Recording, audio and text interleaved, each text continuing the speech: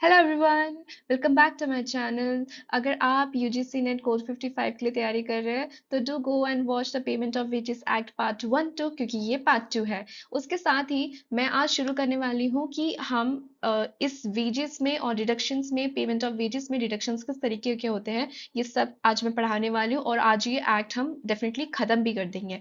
With that, अगर आपने अभी तक मिनिमम वेज एक्ट भी नहीं देखा है तो गो एंड वॉच। ठीक है, उसी के साथ लाइक भी कर देना। Okay, let's move with this now. तो सबसे पहली बात है कि हमने अभी तक जो पढ़ा है वो है वेजेस को किस डे पे देते हैं, जैसे 7th डे पे देते हैं, 10th डे पे देते हैं, किसको देते हैं। और उसके साथ ही हमने पढ़ा था कि इंडस्ट्रियल में कौन कौन आते हैं, ट्रामवे कौन है, डॉग कौन है। तो ये सब कुछ हमने अभी तक पढ़ा है। तो now what is more important, आप डिडक्शन क्या होते हैं। अब जब पेमेंट ऑफ वेजेस है तो एम्प्लॉई का भी क्या क्या काम है इसमें, मतलब एम्प्लॉय भी किस तरह के डिडक्शन पे आते हैं। ठीक है, तो सबसे पहली बात है कि इसमें से ये पूरा एक पेज ही पीवाईक्यू है। अगर नोट भी करना होगा तो अपने कॉपी में ऐसे ही नोट करना, जब सेक्शन लिखोगे तो डेफिनेटली ऐसे ही लिखना। ठीक है, तो ना फर्स्ट थिंग इज कि वेज जो होते हैं, wage to be paid, section number 6, wage to be paid. Paid मतलब होता है कि किस वे में पेड किए जाएंगे। तो ना जैसे कि करंट कॉइन्स हो गए, करेंसी हो गई, या तो जो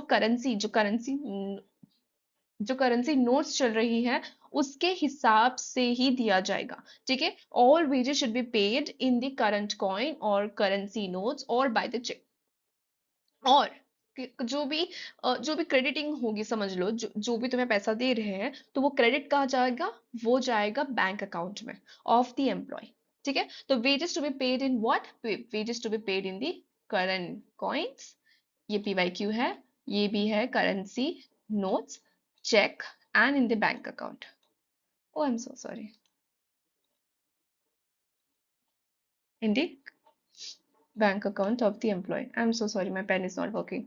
Now, provided that कि appropriate government क्या कहते हैं, अब यहाँ पे दूसरी लाइन है। ठीक है, दूसरी लाइन ये कहती है कि अगर वो ऑफिशियल गजाट्स में कोई भी इंडस्ट्रियल और अदर स्टैब्लिशमेंट है, ठीक है, कोई ऐसे स्टैब्लिशमेंट है जहां पे अप्रोप्रिएट गवर्नमेंट को लगता है कि यहाँ के जो एवरी पर्सन, यहाँ पे जो एम्प्लॉय काम कर रहे हैं, इनके लिए चेक या तो बैंक अकाउंट में वेजेस को डाले जाए, मतलब इसी तरीके से वेजेस को दिए जाए। ठीक है, तो ये वो स्पेशली स्पेसिफाई करके बता सकते हैं कि इस इंडस्ट्री में चेक और crediting of the wages should be done in the bank account. ठीक है, ये वो स्पेसिफाई बता सकता है। तो ये उन्होंने यहाँ पे पॉइंट 2 बताया है कि अप्रोप्रिएट गवर्नमेंट को अगर लगता है तो वो किसी स्टैब्लिशमेंट के लिए ये वाला चीज स्पेसिफाई कर सकते हैं कि वो इसको चेक में ही क्रेडिट करेंगे या तो फिर credit of the wages directly to the bank account. ठीक है ना। सेक्शन नंबर 7 मोस्ट इंपॉर्टेंट, यहाँ से सेक्शन नंबर 7 जो कि बहुत अभी बढ़ा भी जाएगा क्योंकि इसमें पार्ट 2 भी है और इसके साथ ही क्लाउज 2 क्लाउज 3 इसमें बहुत सारे आते हैं, आपको बहुत ही इजी वे में समझना होगा। तो मैं आपको पॉइंट टू पॉइंट बताऊंगी, आप वही लिखना। पूरा ये लिखने की जरूरत नहीं है, जब अपने नोट्स बना रहे हो इतना सब कुछ लिखने की जरूरत नहीं है। ठीक है ना। सबसे पहली बात है कि every every payment made by employed person. अब देखो, डिडक्शन आया है, सेक्शन नंबर 7 है, डिडक्शन है, इसका मतलब ये है कि जो एम्प्लॉयर है या जो एजेंट है वो डिडक्ट करेगा।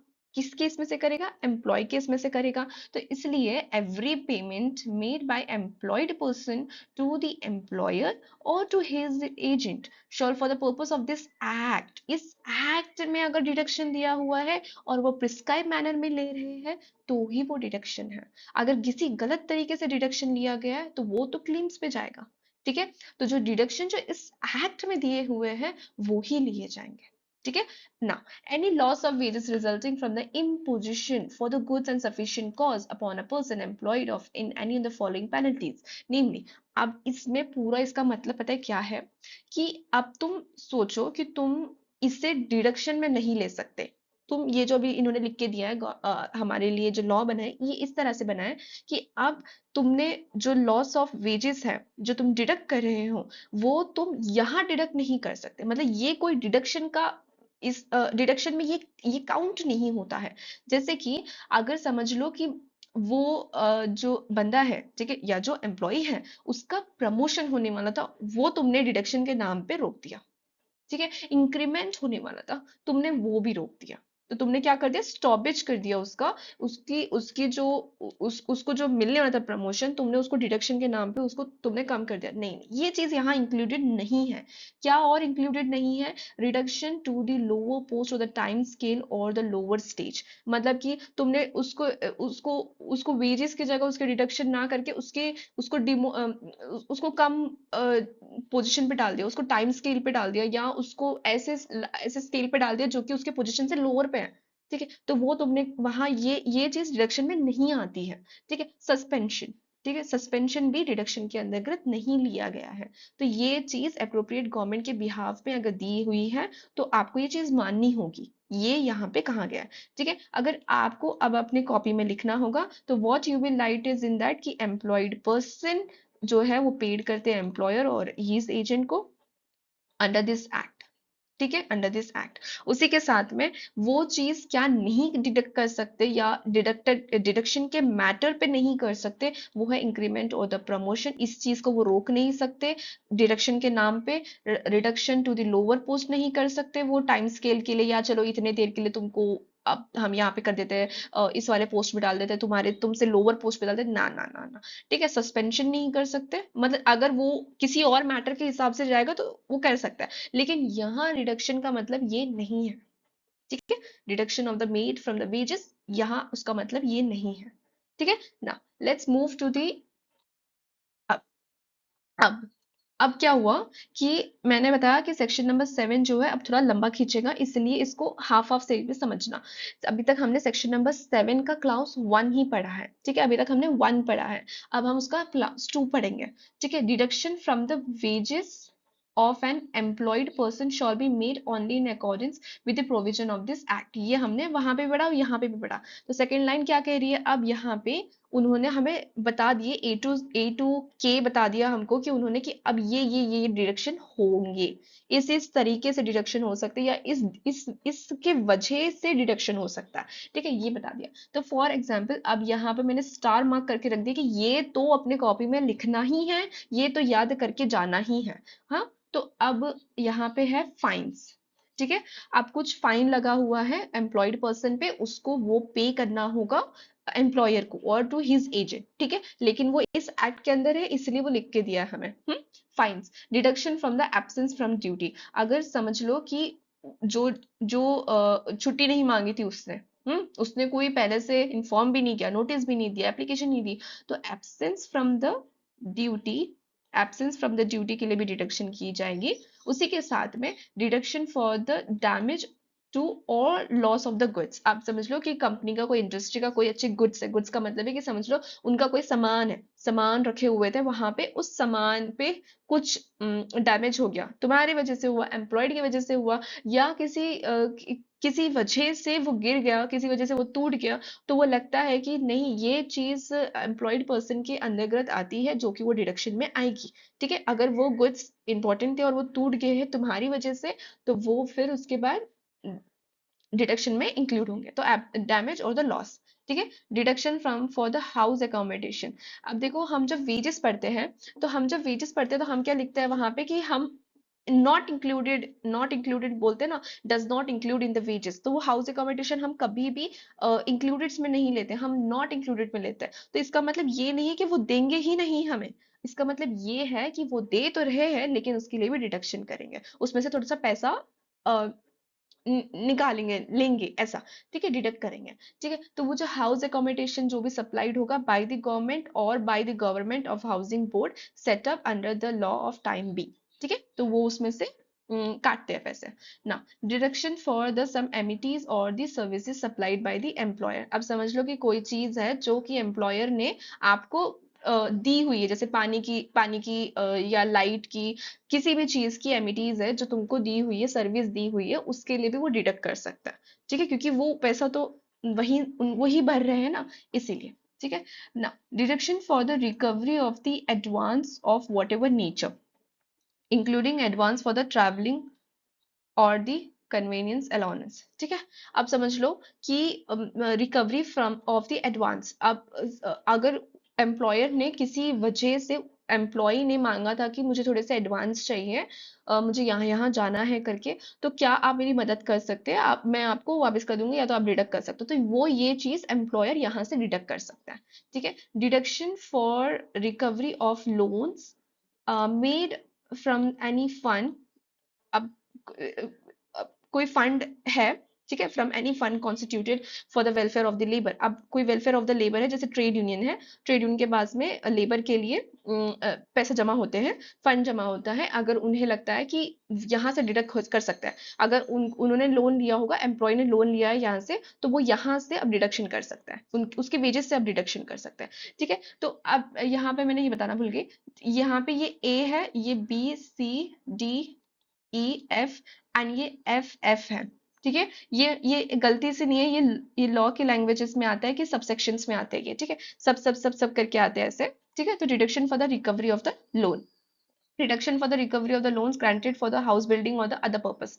ये भी वही हो गया कि तुमने लोन लिया था हाउस बिल्डिंग के लिए, मेरे वर्कर ने मुझसे लोन लिया था कि हाउस, मुझे घर बनाना है, थोड़ा सा मुझे किचन बनानी है, जैसे भी है, तो उस चीज के, उस पर्पस के लिए, जिस भी पर्पस के लिए था, उससे अब लोन जो लिया गया था उस पर अब रिडक्शन भी करना शुरू करना होगा, तो वो यहाँ से डिडक्ट कर सकता है, ये भी लॉ में लिया हुआ है। ठीक है ना, इनकम टैक्स पेबल जो भी होगा बाय द एम्प्लॉयड पर्सन, उसके लिए डिडक्शन कर सकते हैं। Deduction for required to be made by the order और द कोर्ट और अदर अथॉरिटी। अब कोई अब जैसे समझ लो कि किसी जगह पे ये चल रहा था, उनका केस चल रहा था, कुछ चल रहा था, और एम्प्लॉयड पर्सन पे आया है कि तुमको पेमेंट करनी है, ठीक है, डिडक्शन होगा तुम्हारे वेजेस में से, तो वो यहाँ से भी हो सकता है, कि अगर किसी कोर्ट से आया होगा तो भी हो सकता है। ये बहुत इंपॉर्टेंट है, ये वाला ये वाला सबको पता नहीं होता, क्योंकि कोई कोई ये लाइंस पढ़ते नहीं है और सबको पता नहीं होता है। तो ये वाली लाइन आ चुकी है हमारे जून 2024 जो पेपर कैंसिल हुआ था, उसमें ये लाइन आई हुई थी।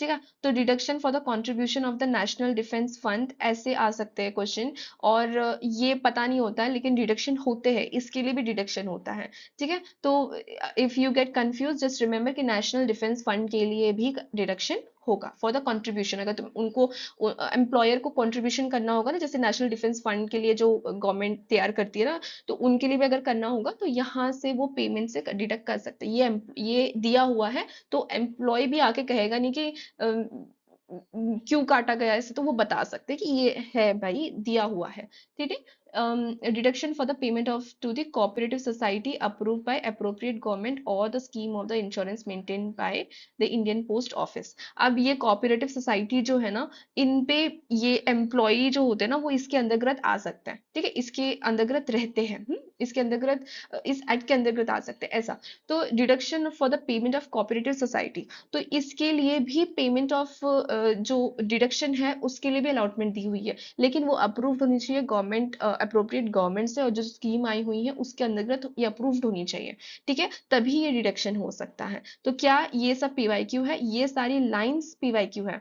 ये एक लाइन मैं हाईलाइट कर देती हूँ, वैसे तो मैंने स्टार मार के रख दिया है, लेकिन मैं फिर भी हाईलाइट कर देती हूँ कि जो फाइन्स है, जो absence from the duties, damage और लॉस, हाउस अकोमोडेशन, आप पता है क्या लिखना, आप लिखना डिडक्शन, सेक्शन 7(2) डिडक्शन लिखना, अब उसमें लिखना 2, ठीक है, अब उसमें लिखना fines, absence from the duty, damage और loss, house accommodation supplied by employer, amenities या तो फिर whatever in the nature, जो रिकवरी ऑफ एडवांस है, रिकवरी ऑफ द लोन्स, ठीक है, income tax, national defence fund, cooperative society.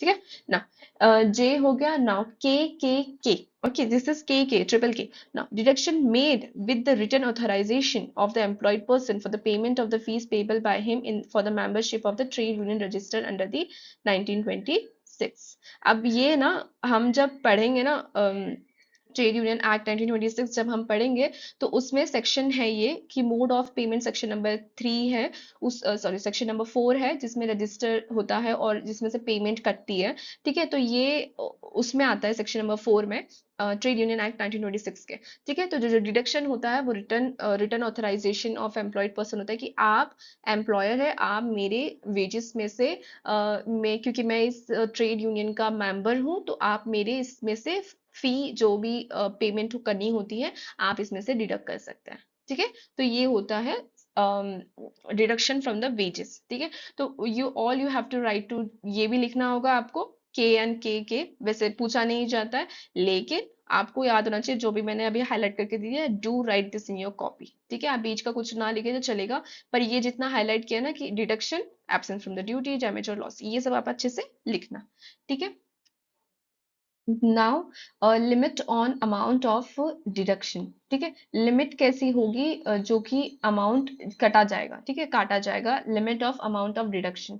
ये PYQ है, कितना परसेंट काटा जाता है, ये पीवाईक्यू है कि कितने परसेंट है। कभी कभी 55 दे दे, कभी 75 दे देते, कभी 50 दे देते, तो वो सब इंपॉर्टेंट है जानना कि किस पे पूछा गया है, ठीक है। तो नॉट विथ स्टैंडिंग, तो नॉट विथ स्टैंडिंग को मैंने पहले भी बताया, तो मैं अभी फिर से बता रही हूँ। आप नॉट विथ स्टैंडिंग अगर आपको नहीं आता है समझ में, तो आप उसमें उसका दूसरा वर्ड ऐसे पढ़ लेना कि even if anything contents in this act, ठीक है। क्योंकि मुझे अगर नहीं आता है समझ में, तो मैं हमेशा ऐसे ही पढ़ रही थी इसे, तो मुझे जल्दी समझ में आता है। मैंने ये गूगल पे किया था कि नॉट विथ स्टैंडिंग को और किस वर्ड्स में बोला जाता है, तो इवन इफ, ठीक है, इवन इफ आप बोल सकते हो। Even if anything contain in this act in any ways period, किसी भी वेज पीरियड में, किसी भी वेज पीरियड में of an any employed person, ठीक है। वेज पीरियड चल रहा है, इस हफ्ते से इस हफ्ते का है या 15 दिन का है, ये वेज पीरियड है समझ लो, ठीक है।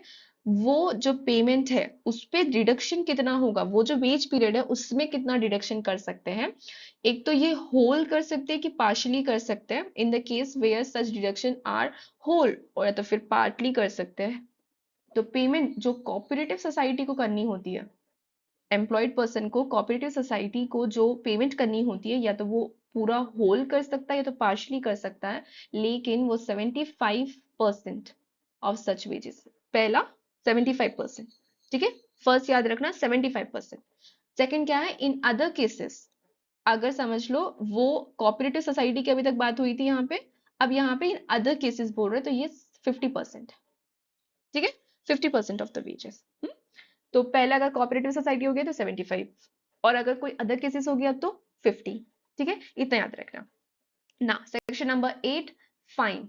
अभी तक हमने जो सेक्शन नंबर 7 में पढ़ा था ना, line to ditto, section number 8, 9, 10 ऐसे करके अब आएगा हमारे पास में, जो हमने सेक्शन नंबर 7 में पढ़ा था। अब उसको एकदम क्लेरिफाई करके इन्होंने सेक्शन में बना के हमको अच्छे से बताया है, ठीक है। तो फाइन जो है सेक्शन नंबर 8 है, सेक्शन नंबर 7 अभी तक हम पढ़ रहे थे, अब हम सेक्शन नंबर 8 पढ़ेंगे जो फाइन है।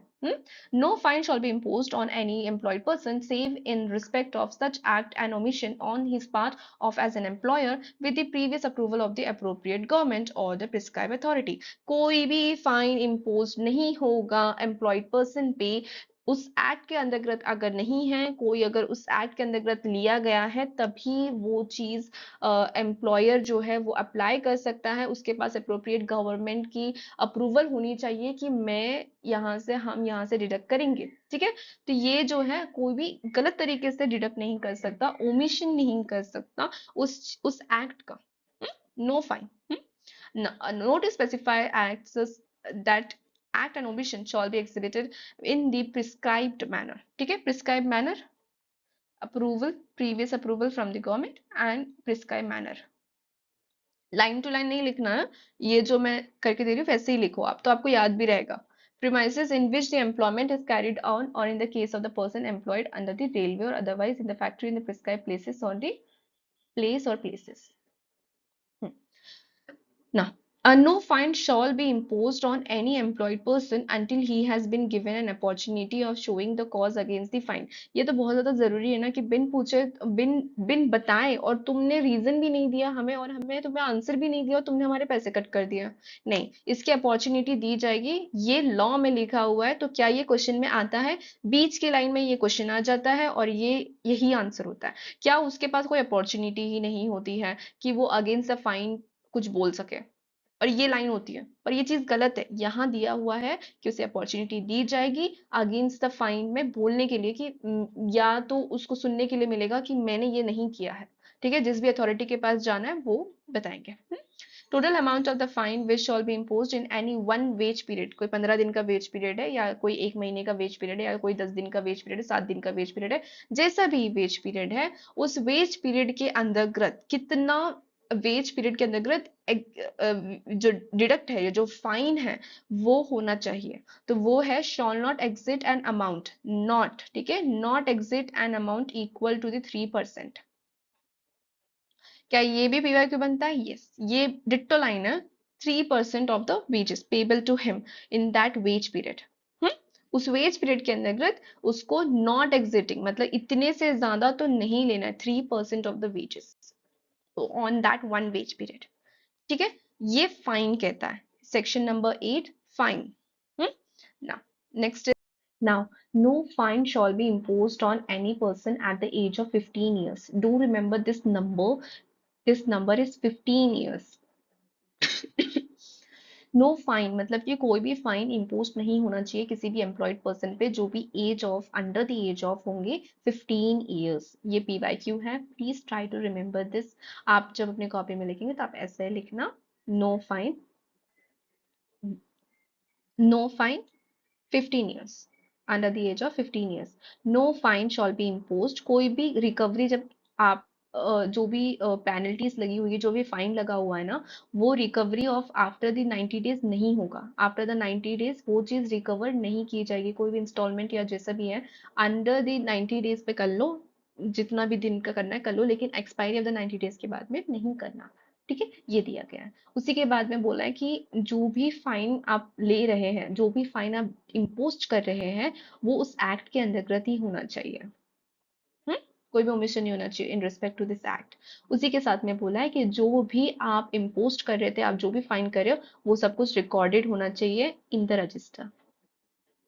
ओके ना, section 9 deduction absence from the duty. Absence from the duty के बहुत सारे अलग अलग मतलब है, मैंने पहले भी बताया, अभी भी बता रहे हैं। ठीक है, एब्सेंस का मतलब हो गया कि absence of an employed person from the place और प्लेसेस। अब जैसे हमारे बगल में वाइजैक स्टील प्लांट है, तो अब कोई वर्कर है, उस वर्कर ने कहा कि मैं आज यहीं अभी मैं यहाँ पे काम कर रहा हूँ, लेकिन उसकी एक्चुअली जरूरत उस एम्प्लॉय की, उस वर्कर की जरूरत कहीं और उस प्लांट में, क्योंकि बहुत बड़ा प्लांट है, उस प्लांट में उसकी एक्चुअली जरूरत कहीं और ही थी, और वो वहां है ही नहीं, वो वहां से उसका एब्सेंस हो गया। ठीक है, तो ये चीज यहाँ पे बोली गई है कि उसको जिस प्लेस पे होना था, जिस प्लेसेस पे होना था, वो वहां रिक्वायर्ड था वर्क करने के लिए, पर वो वहां नहीं है। ठीक है, तो ये चीज क्या हो गई, ये चीज होगी absence from the duty, first thing. हाँ, सेकेंड थिंग ये होगी कि वो जितने पीरियड के लिए एब्सेंस थे, जिस एम्प्लॉयमेंट के लिए, जिस प्लेस के लिए उसको बुलाया गया था, उस प्लेस पे जिस तरीका का एम्प्लॉयमेंट उसको मिलने वाला था, उस चीज के लिए उसकी वेज पीरियड को काटा जाएगा, उस वेज के लिए डिडक्शन करी जाएगी, ना कि पूरा प्रपोर्शन के लिए करा जाएगा। वेज बड़ा सा प्रपोर्शन के लिए वेज इसका डिडक्ट नहीं करना। ठीक है ना। Second thing, third thing is that कि अगर समझ लो रूल्स में है कि अप्रोप्रिएट गवर्नमेंट कहते हैं कि इफ समझ लो कि 10 और एम्प्लॉयड 10 और मोर एम्प्लॉयड पीपल जो है वो एब्सेंट की एक्टिंग करते हैं, जैसे कि हम बंक मारते थे ना कॉलेजेस में कि आज ये वाला पसंद नहीं आ रहा है, तो हम चल देते हैं। तो वो जो बंकिंग वाला है ना, वो बंक ना कर, वो लोग ने बंक कर दी समझ लो। ठीक है, तो जो 10 लोग हैं, 10 या और मोर पीपल, वो एम्प्लॉयड पीपल है, और उन्होंने एक एट दैम सेल्फ वो एब्सेंट हो गए them self without giving any notice और कोई रीजनेबल कॉज या जो भी है, उसको कुछ भी दिया नहीं उन्होंने, तो उसके साथ क्या होगा, उन लोगों के साथ क्या होगा, in his wages for the 8 days जो है वो डिडक्ट करी जाएगी एब्सेंस फ्रॉम द ड्यूटी में। ये इसमें दिया हुआ है सेक्शन नंबर 9 में। आपको क्या लिखना है इसमें से, अच्छे से हाईलाइट करके स्मॉल इसमें लिख देती हूँ, क्योंकि इतना बड़ा लिखने नहीं है, मैं जैसे हमेशा कहती हूँ इतना बड़ा लिखने की जरूरत नहीं है। एब्सेंस फ्रॉम द ड्यूटी और the place of the places 10 और मोर 8 days ऑफ एजेस। क्या ये कभी पीवाईक्यू बन सकता है? मुझे लगता है डेफिनेटली, क्योंकि ये अंदर की लाइन है, कोई पढ़ता नहीं है, और जो पढ़ते हैं वो बहुत अच्छी बात है कि जो पढ़ते हैं, और जो भी और अदर वीडियोस बनाते हैं पेमेंट्स और वेजेस एक्ट पे, अगर वो ये डेफिनेटली दिखाते हैं तो इट्स बहुत अच्छी बात है कि आप अच्छे वीडियोस देख रहे हैं, क्योंकि ये सब अंदर की लाइंस होती है जो कि एक्चुअली देखी नहीं जाती, जो लगता है कि नहीं आएगा, लेकिन ये डेफिनेटली आता है। जैसे कि ये 15 ईयर्स वाले आ गया था, इसीलिए प्लीज ट्राई टू रिमेम्बर, इतना छोटी छोटी लाइंस में आप लिखने की कोशिश करो, आपको अच्छे से याद रहेगा। नाउ सेक्शन नंबर 10 11 12 13, बहुत इजी है, इनको मैं हाईलाइट से ही समझाती हूँ। सेक्शन नंबर 10 क्या कहता है हमसे कि डिडक्शन फॉर द डैमेज और द लॉस। अभी तक हमने क्या पढ़ा, एब्सेंस फ्रॉम द ड्यूटी, उससे पहले हमने क्या पढ़ा, फाइन। ठीक है, तो अब fine, absence from the duty, now damage और लॉस। हम्म तो डैमेज और लॉस का मतलब है कि shall not exit the amount of the damage और the loss cost to the employer. Employer के कोई सामान था, कुछ था जो तुमने नेग्लेक्ट हो गया, तुम्हारे डिफॉल्ट टू द पर्सन, मतलब कि उसके नेग्लेक्ट हो गया पर वो टूट गया, अब कुछ हो गया है, ठीक है। तो अब वो कितना अमाउंट होना चाहिए, shawl be given an opportunity of showing the cause against the deduction. जो भी हुआ उसको अपॉर्चुनिटी मिलनी चाहिए, पता तो चलना चाहिए ना कि क्यों किया। And such procedure as to prescribe for the making such deduction. तो जो उस प्रोडक्ट पे था, उस प्रोडक्ट पे कितना फाइन लगेगा वो प्रिस्क्राइब मैनर पे दिया होगा। जो उनके चार्ट्स, उनके पेपर्स बनते हैं ना, वहां पे देते हैं, लिख के देते होंगे, तो वहां पे वो बता देंगे कि अगर इतना इतना डिडक्शन होगा, इतने प्रोडक्ट टूटा है या जो भी हुआ है उसकी वजह से इतना डिडक्शन होगा, तो प्रिस्क्राइब मैनर में दिया होगा, ठीक है। तो डैमेज और लॉस के लिए उससे ज्यादा नहीं लेना चाहिए, जो दिया होगा ना वही, ये चीज वहां पे दी गई, shawl not exceed the amount of damage और द लॉस, ठीक है। जितना बोला गया ना बस उतना ही, उससे ज्यादा नहीं। ये बोला गया। Section 11 deduction for the service rendered. किसी चीज को तुमने, जैसे कि हाउस अकोमोडेशन लिया था तुमने, तो shall not be made in the wages to the employed person unless the house accommodation amenities और the service has been accepted by him. अब समझ लो कि एम्प्लॉयर कहता है कि सारे एम्प्लॉय से नहीं कह सकता कि मैं आपको ये जगह देता हूँ ऐसे वैसे, जब तक वो एम्प्लॉय नहीं कहता कि मुझे हाउस अकोमोडेशन की जरूरत थी और उन्होंने मुझे दी है, आप इन्हें यहाँ से डिडक्शन कर सकते हैं, ठीक है। तो ये जो चीज है ना, वो उससे भी हाँ में हाँ होनी चाहिए कि हाँ भाई, मैं एक्सेप्ट करता हूँ कि मैंने आपसे हाउस अकोमोडेशन या सर्विस या जो भी एमिटीज है वो आपसे मैंने ली थी, ठीक है। तो उस चीज के लिए आप डिडक्शन मेरा आप जरूर कर सकते हैं, जितना आपसे आपसे बात हुई थी कि इतना हाउस अकोमोडेशन के लिए आप डिडक्ट करेंगे उतना ही आप काटें, ठीक है। ये है section number 12, deduction for the recovery of the advance. Advance हो गया। अब एडवांस का मतलब है कि जिसमें हमने उस वक्त भी पढ़ा था कि ट्रैवलिंग के जो अलाउंस होते हैं वो सब भी आप कट कर सकते हैं, तो इसमें से आप कट करेंगे। Now recovery of the advance of the money given before the employment begin. अब समझ लो कि एम्प्लॉयमेंट शुरू होने से पहले ही उसने कोई एडवांस दिया था। एम्प्लॉयर ने एम्प्लॉय को कोई एडवांस दिया था या एम्प्लॉय ने एम्प्लॉयर से लिया था एडवांस, वो एम्प्लॉयमेंट शुरू होने से पहले, तो जब वो इसकी एम्प्लॉयमेंट शुरू हो जाएगी तब वो वहां से पैसे कट कर सकते हैं, ठीक है। ये यहाँ पे दिया हुआ है। Section number 12A, deduction for the recovery of the loans. Deduction for the recovery of the loans granted shall be subject to any rules made by the appropriate government regulating the extent of any such loans granted in interest payable to their own। जैसे कि हम banks में loan लेते तो हम पे interest लगते हैं ना, वैसे ही अगर आप यहाँ से भी लोन लेते तो अप्रोप्रिएट गवर्नमेंट जो है वो रूल्स के हिसाब से बताएगी कि आप पे कितने इंटरेस्ट लगेंगे, क्योंकि ये लोन की बात है, ठीक है। तो लोन जो है वो अप्रोप्रिएट गवर्नमेंट बताएगी, एक्सटेंड हो सकती है, रेगुलेट करेगी, तो ये सब कुछ यहाँ पे आएगा, ठीक है। अप्रोप्रिएट गवर्नमेंट से रिडक्शन डिडक्शन होंगे आपके पेमेंट्स में से।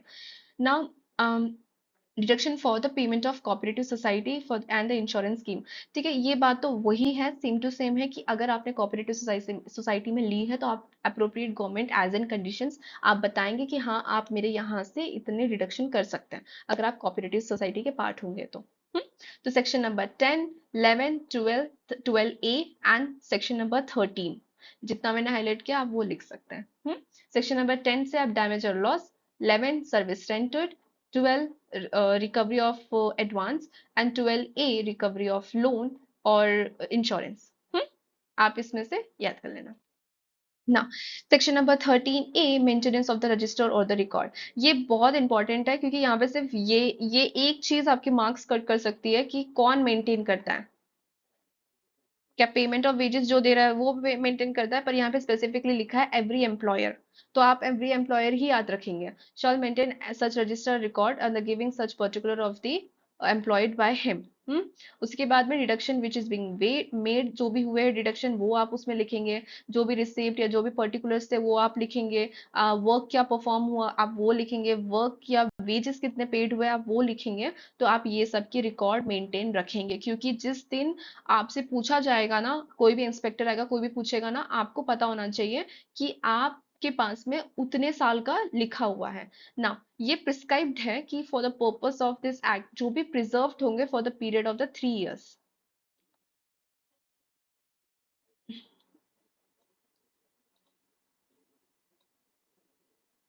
3 years, ओके ना। Section number 14, inspector.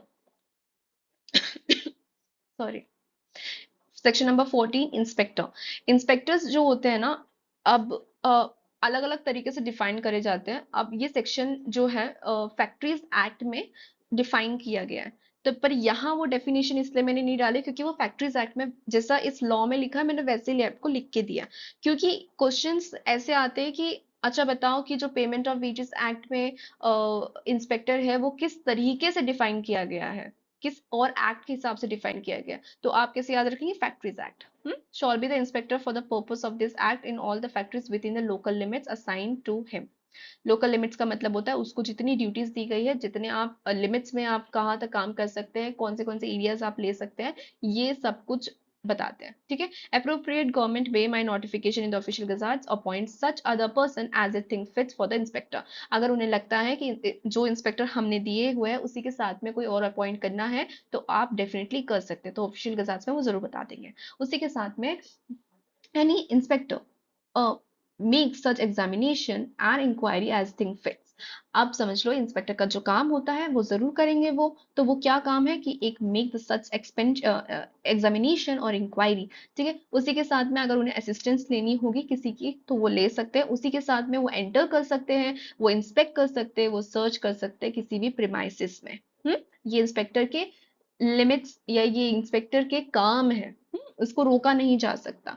Requires and written order of the production of such places. आप समझ लो कि ये कहीं गए हैं, किसी फैक्ट्री में गए हैं और इन्होंने कहा है कि मुझे ना यहाँ के रजिस्टर चाहिए, मुझे रिकॉर्ड्स चाहिए, मुझे वो वेजेस के जो पेपर्स बनते हैं मुझे वो चाहिए, मुझे सारे स्पॉट्स देखने हैं कि आपने कहाँ कहाँ कौन से काम करा रहे हो, तो मुझे वो भी चाहिए। तो वो रिटर्न ऑर्डर करेंगे कि हमें मुझे इस चीज के प्रोडक्शन करके दो, रजिस्टर के और रिकॉर्ड्स के। ठीक है। जो भी है ना, जो इंस्पेक्टर है, मैंने हाईलाइट पहले से ही करके रख दिया तो आप यही लिख देना। Every inspector shall be deemed to be a public servant. वो सिविल कोर्ट की उनके पास ताकत होती है, मतलब उनके पास पावर है। ठीक है। उनके पास आप उनको क्वेश्चन नहीं कर सकते, गलत तरीके से आप उनको क्वेश्चन नहीं कर सकते कि who are you.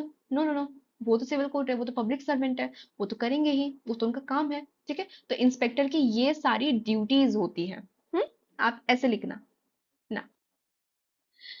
Section number 14 facilities of afford to the afforded to the inspector.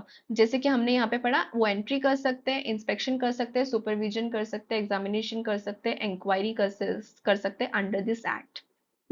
तो ये उनके लिए उनको हम फैसिलिटीज, मतलब ये चीज हम उनको प्रोवाइड करते हैं, हम उनको हाँ कहते हैं इस चीज के लिए। ठीक है ना। Claims, section number 15 claims. ये बहुत इंपॉर्टेंट है, मैं तो इसको हाईलाइट आपको इस बता भी नहीं सकती, मैंने इसको एकदम अलग तरीके से लिख के दिया है आपको, आप प्लीज इसको अच्छे से पढ़ना। यहाँ पे ना अलग तरीके से क्वेश्चन आ जाते हैं ना। Claims arising out of the deduction from the wages delay in the payment. क्या बोला है यहाँ पे, डिडक्शन फ्रॉम द वेजेस के लिए और delay in the payment of the wages के लिए, दो चीजें बोली है। पूरा पूरा का पूरा एक्ट एक इसमें आ गया। पेमेंट जो हमने सबसे पहले वाले पार्ट में पढ़ा था कि अगर 7 दिन 10 दिन और जो पेमेंट करनी थी वो नहीं हुई, वो डिले हो गया। अभी हमने पढ़ा डिडक्शन, अगर वो गलत तरीके से हो गया तो क्लेम्स। तो ये वो क्लेम्स है। अब appropriate government, appropriate government may by notification in the official gazettes appoints any commissioner of workman compensation। पहला, commissioner workman compensation। second, any officer of the central government। किसका, सेंट्रल सीजी, सेंट्रल सीजी, जो कि regional labour commissioner और assistant labour commissioner with at least 2 years of experience।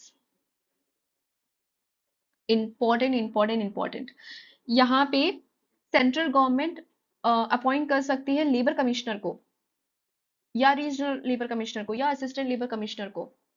तो ये question आ सकता है, क्या यहाँ पे लिखा हुआ है, नहीं, यहाँ पे लिखा हुआ है रीजनल लेबर कमिश्नर और असिस्टेंट लेबर कमिश्नर जिसके पास में 2 साल का एक्सपीरियंस होगा। ये है important. Any officer of the state government, पहले से सेंट्रल हो गया, अब state. State government not below the rank of assistant labour commissioner with at least 2 years of experience. Hmm? With at least of the 2 years of experience. Any presiding officer of any labour court, जो labour court और tribunals होते हैं ना, उनके पास अगर कोई काम करते होंगे, प्रिसाइडिंग ऑफिसर्स होंगे जो इंडस्ट्रियल एक्ट के अंतर्गत आते हैं, इंडस्ट्रियल डिस्प्यूट एक्ट के अंतर्गत आते होंगे, तो वो अभी अगर काम करते होंगे, वो भी अगर ऐसे सेटलमेंट्स करते हैं तो वो भी आ सकते हैं।